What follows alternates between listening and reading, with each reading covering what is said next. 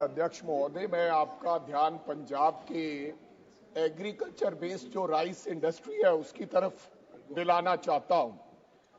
पिछले 2-3 साल से जब किसान की फसल यानी कि अक्टूबर और नवंबर में किसान का धान आता है तो सरकार धान खरीदने के बाद उसके राइस शेलर के साथ एग्रीमेंट कर उनको धान शेलिंग के लिए देती है कि आपने इसको शेलिंग कर फिर आपने केंद्र सरकार एफसीआई को देना है।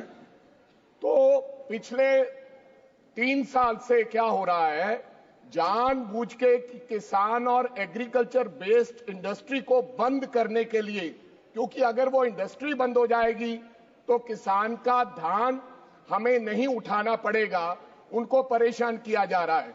हो क्या रहा है कि मार्च में जो हमारे राइस शेलर्स हैं जो शेलिंग करते हैं वो फ्री हो जाते हैं, शेलिंग करके सरकार को चावल वापस दे देते हैं। लेकिन अब क्या हो रहा है, क्योंकि केंद्र सरकार की तरफ से राइस की मूवमेंट नहीं हो रही, जो स्पेशल्स हमें मिलती थी कि राइस वहां से शिफ्ट होता था गोडाउनों से और जगह बनती थी और हमारे राइस शेलर्स वाले शेलिंग करके वहां नया माल लगाते थे।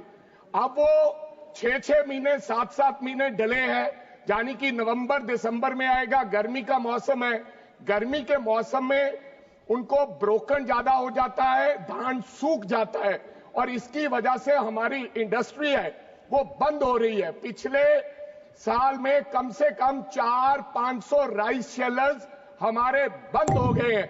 मेरी मांग है कि कृपया राइस मूवमेंट यानी कि गोडाउन्स को खाली करने का जो काम है वो केंद्र सरकार करे, ताकि किसान की फसल भी उठा ली जाए और हमारी शेलर इंडस्ट्री, जो एक ही इंडस्ट्री है हमारे पास जो बड़ी इंडस्ट्री है, वो भी किसी वजह से बंद ना हो पाए। धन्यवाद।